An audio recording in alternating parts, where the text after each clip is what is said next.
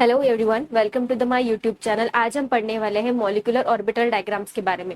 Basically molecular orbital diagrams आप समझे इससे पहले आपको जरूरी है कि आप मॉलिक्यूलर ऑर्बिटल थ्योरी पढ़ें, तो उसके लिए हम अलग से वीडियो अपलोड करेंगे। बट आज की वीडियो में हम जानेंगे और ट्रिक भी साथ में समझेंगे कि उन ट्रिक्स को यूज करके हम कैसे मॉलिक्यूलर ऑर्बिटल डायग्राम ड्रॉ कर सकते हैं। उसी के साथ साथ हम एक बात और भी देखेंगे कि हम मॉलिक्यूलर ऑर्बिटल डायग्राम के बेसिस पर इलेक्ट्रॉनिक कॉन्फ़िगरेशन कैसे लिख सकते हैं और साथ ही साथ हम बॉन्ड ऑर्डर कैसे कैलकुलेट कर सकते हैं। तो अभी देरी नहीं करेंगे, जल्दी से हम सबसे पहले एक एग्जांपल लेते हैं H2 मॉलिक्यूल का।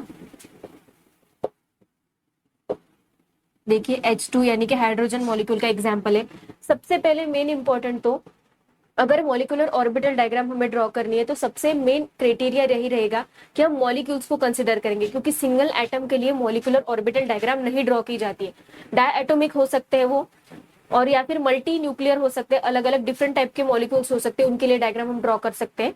तो सबसे पहले मेन रिक्वायरमेंट ये है कि मॉलिक्यूल्स को हम कंसिडर करेंगे और उन्हीं के हम मॉलिक्यूलर ऑर्बिटल डायग्राम बनाएंगे, क्योंकि एक एटम के एटॉमिक ऑर्बिटल पर दूसरे जब एटॉमिक ऑर्बिटल कंबाइन होते हैं तो हमें ये भी पता चलता है कि वहां पर ऑर्बिटल्स का डिस्ट्रीब्यूशन हुआ है। कुछ ऑर्बिटल्स लोअर एनर्जी पर होते हैं और कुछ ऑर्बिटल्स हायर एनर्जी पर होते हैं। तो देखते हैं कि H2 मॉलिक्यूल की कंडीशन में हम कैसे मॉलिक्यूलर ऑर्बिटल ड्रॉ कर सकते हैं। तो सबसे पहले इसका इलेक्ट्रॉनिक कॉन्फ़िगरेशन लिखिएगा। ये है हाइड्रोजन। हाइड्रोजन, इसको कंफ्यूज ना हो आप, तो इसलिए आप लेबलिंग कर दीजिएगा A एंड B। तो इलेक्ट्रॉनिक कॉन्फ़िगरेशन आगे लिखिए 1s1 एंड 1s1। तो देखिए ये पहला हाइड्रोजन है जिसको हमने लेबलिंग करके A लिखा है, और बाद में ये है जो सेकेंड हाइड्रोजन है जिसको लेबलिंग करने के बाद हमें B लिखा है।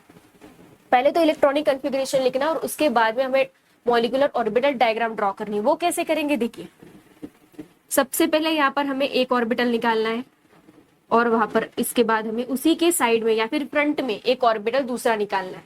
बेसिकली क्या होता है, ये जो मॉलिक्यूलर ऑर्बिटल डायग्राम में हम ऑर्बिटल शो करते हैं वो क्या होता है, वहां पर जितने एटॉमिक ऑर्बिटल बॉन्डिंग में इन्वॉल्व होते हैं उतने ही similar atomic orbital anti bonding में ही इन्वॉल्व होते हैं। तो number of bonding and anti bonding आपको यहाँ पर ध्यान रखना है कि जितने मॉलिक्यूलर ऑर्बिटल में, देखिए ये अभी एटॉमिक ऑर्बिटल से है, तो यहाँ पर ये कंबाइन होकर यहाँ पर मॉलिक्यूलर ऑर्बिटल डायग्राम में, मतलब यहाँ पर कंबाइन होकर यहाँ पर आपको दिखेगा कि यहाँ पर मॉलिक्यूलर ऑर्बिटल डायग्राम में ये ऑर्बिटल कैसे कंबाइन हुए। देखिए यहाँ पर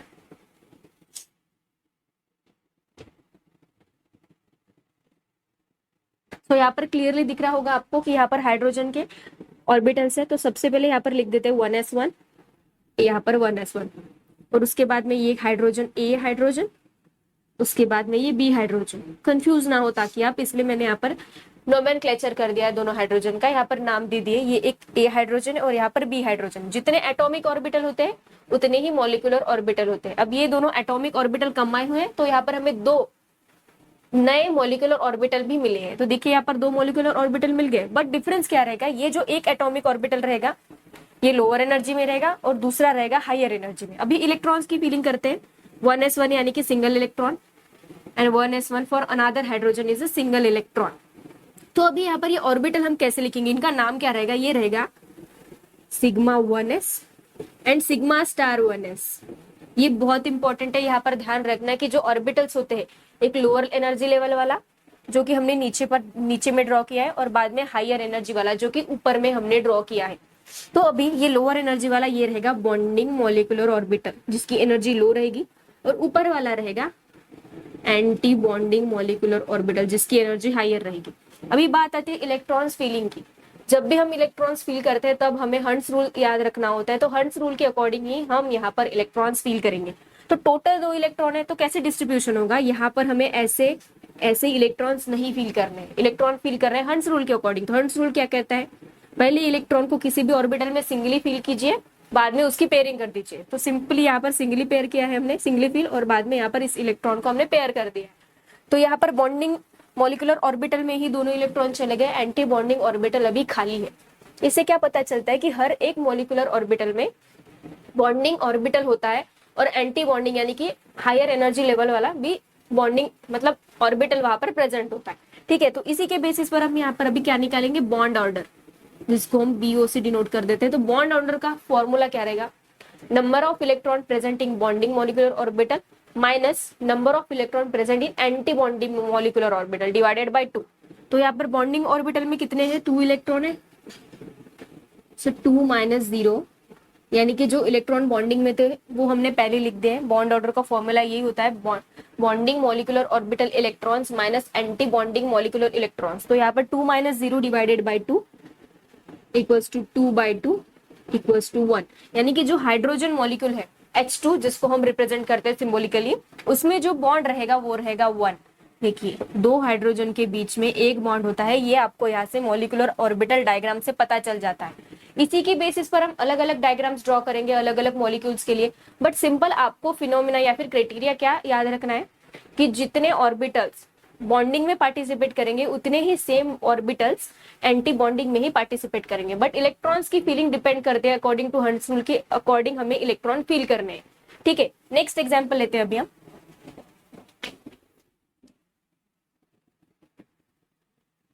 एक बात और रहेगी, मैं आपको बता देती हूँ कि इलेक्ट्रॉनिक कॉन्फ़िगरेशन हम कैसे लिखेंगे।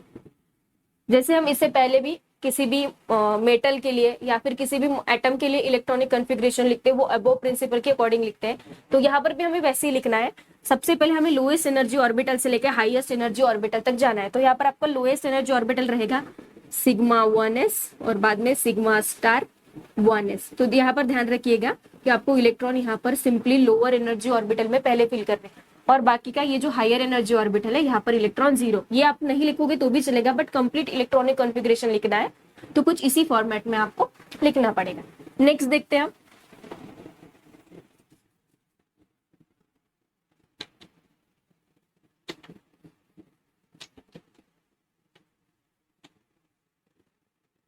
नेक्स्ट बात करेंगे हम He2 मॉलिक्यूल यानी कि हेलियम मॉलिक्यूल की, जिसका मॉलिक्यूलर फॉर्मूला रहेगा He2। सो नेक्स्ट रहेगा हीलियम 2।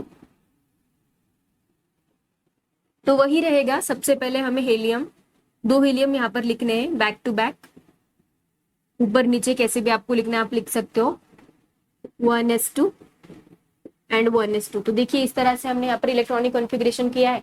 तो इसी के बेसिस पर मॉलिक्यूलर ऑर्बिटल डायग्राम ड्रॉ कर देना।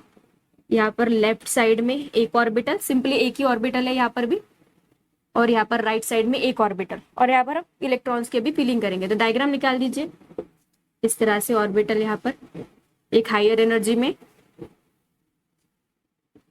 और एक लोअर एनर्जी में। लोअर वाला रहेगा बॉन्डिंग मॉलिक्यूलर ऑर्बिटल और हायर वाला रहेगा एंटी बॉन्डिंग मॉलिक्यूलर ऑर्बिटल, क्योंकि इसकी एनर्जी ज्यादा है। जिसकी एनर्जी ज्यादा रहेगी वो एंटी बॉन्डिंग में ऑर्बिटल चला जाएगा। ठीक है, तो 1s2 हीलियम, ये रहेगा A एंड ये रहेगा B। तो ये A पहला वाला हीलियम रहेगा, 1s2 हीलियम, और ये B यानी कि दूसरा वाला हीलियम रहेगा। कंबाइन कर देना हमें ऑर्बिटल्स को। तो यहाँ पर इलेक्ट्रॉन्स की फीलिंग करेंगे, तो ये एटॉमिक ऑर्बिटल्स में हमने इलेक्ट्रॉन फील कर दिए। अभी बारी है मॉलिक्यूलर ऑर्बिटल्स में इलेक्ट्रॉन फील करना। ठीक है, तो ये जो रहेगा ये सिग्मा 1s और ये रहेगा सिग्मा स्टार 1s। ठीक है, तो अभी यहाँ पर हंड्स रूल के अकॉर्डिंग इलेक्ट्रॉन अगर फील करते हैं तो 2 इलेक्ट्रॉन यहाँ पर और 2 इलेक्ट्रॉन यहाँ पर। इस तरह से हमने हीलियम मॉलिक्यूल की मॉलिक्यूलर ऑर्बिटल डायग्राम यहाँ पर कंप्लीट कर दिए। अभी हम देखते हैं बॉन्ड ऑर्डर क्या आएगा। बॉन्ड ऑर्डर क्या आएगा, तो बेसिकली बॉन्ड ऑर्डर क्या होता है, इससे पहले मैंने आपको बताया नहीं, बॉन्ड ऑर्डर क्या होता है, number of bond present in A molecule, कि उस मॉलिक्यूल में कितने बॉन्ड प्रेजेंट है। अगर डायटोमिक मॉलिक्यूल है यानी कि 2 मॉलिक्यूल है, 2 एटम है, सपोज हेलियम, इस तरह से हमने यहाँ पर कंसिडर कर दिया। तो हर हेलियम के बीच में 2 बॉन्ड 3 बॉन्ड कितने भी बॉन्ड हो सकते हैं, ये हम कैलकुलेट कर सकते हैं बॉन्ड ऑर्डर से। ठीक है, अब मैं आपको एक्चुअली बताती हूँ कि इसके बीच में हेलियम एटम के बीच में कितने बॉन्ड है। तो एंटी बॉन्डिंग के इलेक्ट्रॉन्स माइनस बॉन्डिंग के electrons, so 2 - 2 divided by 2, 0 divided by 2 equals to 0।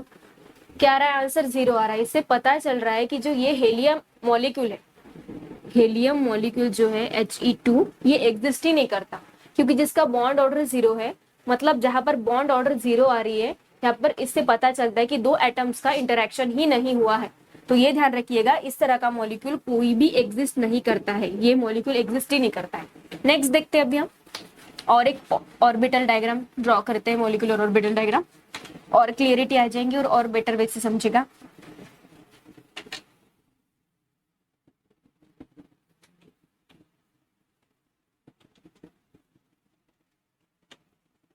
Next molecular orbital diagram हम ड्रॉ करेंगे कार्बन मॉलिक्यूल के लिए, C2। ठीक है, तो C यहाँ पर इलेक्ट्रॉनिक कॉन्फ़िगरेशन लिखिए। सबसे पहले यहाँ पर लेबलिंग भी कर देना यार, कंफ्यूज ना हो इसलिए। 1s2 2s2 and 2p2, 1s2 2s2 and 2p2। Carbon का एटॉमिक नंबर क्या होता है? 6 होता है। तो यहाँ पर अभी हम ऑर्बिटल डायग्राम ड्रॉ करने वाले हैं, तो 2s2 के लिए आप सेपरेटली ड्रॉ कर सकते हो, 2p2 के लिए सेपरेटली ड्रॉ कर सकते हो। तो यहाँ पर आपको ध्यान में क्या देना है? वैलेंस शेल के इलेक्ट्रॉन, क्योंकि बॉन्डिंग में वैलेंस शेल के इलेक्ट्रॉन पार्टिसिपेट करते हैं, इनर शेल से हमें कोई लेना देना नहीं होता है, ध्यान रखना ये वाली बात। तो यहाँ पर 2s2 के लिए अलग से ड्रॉ कर सकते हो, सिंपली उसी तरह से जिससे इससे पहले हमने हाइड्रोजन और हीलियम के मॉलिक्यूल के लिए ड्रॉ किया था। बट अभी हम 2p के लिए ड्रॉ करते हैं। पर 2p के लिए जब भी हम ड्रॉ करेंगे आपको एक क्राइटेरिया याद रखना पड़ेगा। देखिए क्या होता है, अगर इलेक्ट्रॉन्स जो है टोटल इलेक्ट्रॉन्स काउंट में भी कार्बन हो सकता है। पी ऑर्बिटल के लिए जब भी हम मॉलिक्यूलर ऑर्बिटल डायग्राम ड्रॉ करते हैं तो हमें क्या याद रखना पड़ता है?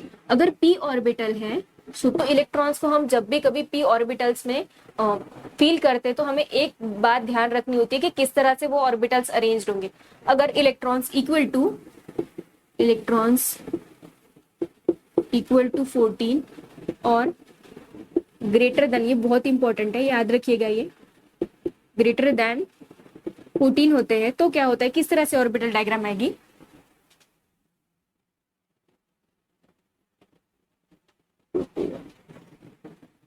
और ग्रेटर देन 14 होते हैं तो 1 2 2 1, इस तरह से मॉलिक्यूलर ऑर्बिटल डायग्राम आएंगी। सिमिलरली अगर इलेक्ट्रॉन्स लेस देन 14 होते हैं, लेस देन 14 इलेक्ट्रॉन्स होते हैं तो डायग्राम कैसे आएगी?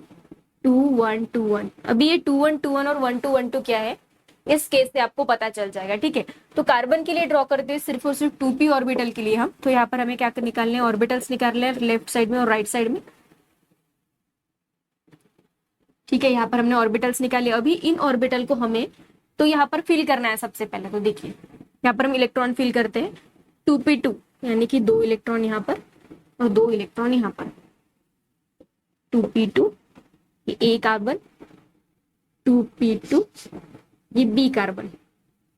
तो यहाँ पर टोटल इलेक्ट्रॉन आप काउंट कीजिए 1 2 3 1 2 3, यानी कि 6 इलेक्ट्रॉन, 6 एंड 6 12 इलेक्ट्रॉन। तो दोनों को आपको काउंट करने के बाद आपको पता चला कि यहाँ पर 6 + 6 12 इलेक्ट्रॉन्स है। तो उस कंडीशन में लेस देन 14 हमारी डायग्राम इस तरह की 2 1 2 1 की बनती है। तो यहाँ पर आपको ऑर्बिटल्स ड्रॉ करने हैं, यहाँ पर 2 1 और बाद में 2 1। ठीक है, तो इसको ऐसे जोड़ देना है। सबसे पहले तो इसको सबसे पहले कनेक्ट कीजिए। ये थोड़ा सा यहाँ पर कॉम्प्लिकेटेड है, बस आपको याद रखना है।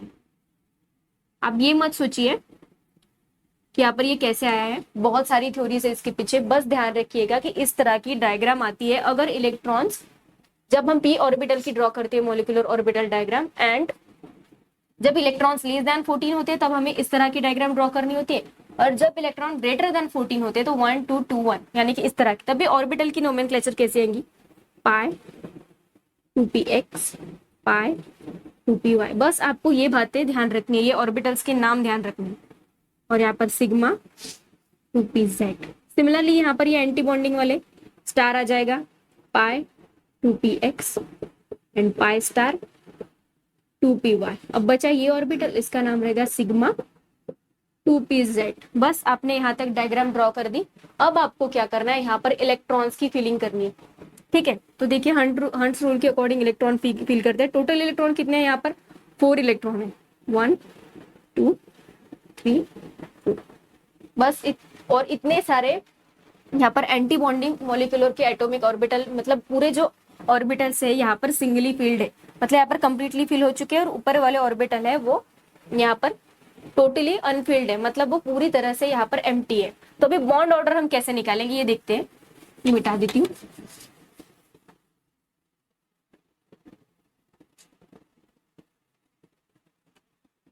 तो bond order anti bonding molecular orbital diagram के अकॉर्डिंग तो पूरे इलेक्ट्रॉन्स जो है 0 है एंटी बॉन्डिंग मॉलिक्यूलर में, तो 0 डिवाइडेड बाय 2, 2 डिवाइडेड बाय 4, 2, यानी कि कार्बन कार्बन के बीच में कितने बॉन्ड रहेंगे, 2 बॉन्ड रहेंगे, ध्यान रखना ये बात। नेक्स्ट हम डायग्राम और देखते हैं, लास्ट वाली हमारी डायग्राम N2 मॉलिक्यूल के लिए,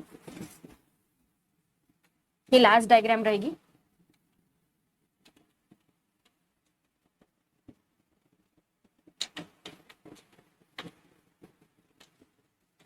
हम सबसे लास्ट वाली डायग्राम निकालेंगे N2 मॉलिक्यूल के लिए।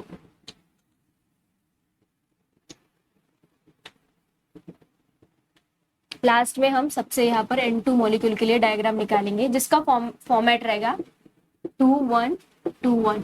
तो यहाँ पर 2 क्या रहेगा, पाई, 1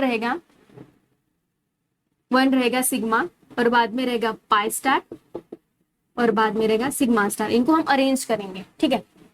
तो N नाइट्रोजन के लिए दूसरी बात, दूसरा है यहाँ पर A और यहाँ पर B, दोनों को नोमेनक्लेचर कर दीजिएगा। सो 1s2 2s2 2p3 1s2 2s2 and 2p3। सो हमें वैलेंस शेल के इलेक्ट्रॉन काउंट्स कर वहां पर डायग्राम ड्रॉ करनी होती है। तो यहाँ पर वैलेंस शेल में यहाँ पर 3 इलेक्ट्रॉन्स है, और इन्हीं के लिए हमें मॉलिक्यूलर ऑर्बिटल डायग्राम ड्रॉ करनी होती है। ये यहाँ पर हम सिंगली सेपरेटली भी यहाँ पर ड्रॉ कर सकते हैं, ठीक है। तो 2p3 के लिए ड्रॉ करते हैं अभी हम। लेफ्ट साइड में p ऑर्बिटल निकालिएगा और राइट साइड में भी p ऑर्बिटल।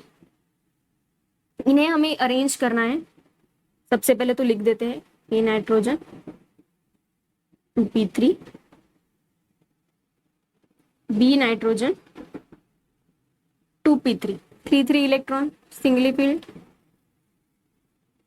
अभी हम यहाँ पर डायग्राम ड्रॉ करेंगे, मतलब इन ऑर्बिटल्स को हम कंबाइन करेंगे, ठीक है। तो यहाँ पर 2 1 2 1 फॉर्मूला आएगा, यानी कि सबसे नीचे में 2 ऑर्बिटल्स आएंगे, उसके नीचे में 1, उसके बाद ऊपर में 2, उसके बाद ऊपर में 2 और बाद में 1, ठीक है। अभी यहाँ पर हमें इन्हें कनेक्ट कर देना है। इसको कनेक्ट कर देना, इसको कनेक्ट कर देने के बाद हम इस तरह से इनको कनेक्ट कर देना। अभी हम नोमेनक्लेचर करेंगे, ऑर्बिटल्स का नाम लिखेंगे। पाई 2p(x), पाई 2p(y), बाद में सिग्मा 2p(z). ये बस आपको याद रखना है। यहाँ पर भी सिग्मा स्टार 2p(z), यहाँ पर पाई स्टार 2p(x) और यहाँ पर पाई स्टार 2p(y), ठीक है। अभी यहाँ पर हमें कितने टोटल 6 इलेक्ट्रॉन फिल करने हैं। सबसे पहले नीचे वाले ऑर्बिटल में फिल करेंगे, उसके बाद इनकी पेयरिंग होगी आदि में। तो देखिए यहाँ पर 6 इलेक्ट्रॉन हमने यहाँ पर फिल कर दिए, ठीक है। तो इस तरह से मॉलिक्यूलर ऑर्बिटल डायग्राम बनेगी नाइट्रोजन के केस में, क्योंकि नाइट्रोजन के जो टोटल इलेक्ट्रॉन रहेंगे ये रहेंगे 14 इलेक्ट्रॉन, और 14 और ग्रेटर देन 14 के लिए ये इस तरह की मॉलिक्यूलर ऑर्बिटल डायग्राम का फॉर्मेट होता है। इलेक्ट्रॉनिक कॉन्फ़िगरेशन लिखिए इसके लिए। इलेक्ट्रॉनिक कॉन्फ़िगरेशन लिखना है तो नीचे से लेके ऊपर तक आपको सभी ऑर्बिटल मेंशन करने की जरूरत नहीं है। जो लो एनर्जी लेवल में ये रहेंगे बॉन्डिंग मॉलिक्यूलर ऑर्बिटल, और ये रहेंगे एंटी बॉन्डिंग मॉलिक्यूलर ऑर्बिटल। तो हमें सबसे पहले यहाँ पर बॉन्डिंग ऑर्बिटल को ही लिखना है। मैं यहाँ पर लिख देती हूँ I 2px2 I 2py2 and sigma 2pz2। तो इस तरह का इलेक्ट्रॉनिक कॉन्फ़िगरेशन भी आएगा। आई होप मैंने आपको जितने भी मॉलिक्यूलर ऑर्बिटल डायग्राम सिखाई है वो आपको समझ आई होगी। अगर ये वीडियो पसंद आती है तो वीडियो को लाइक करिएगा और चैनल को सब्सक्राइब करिएगा।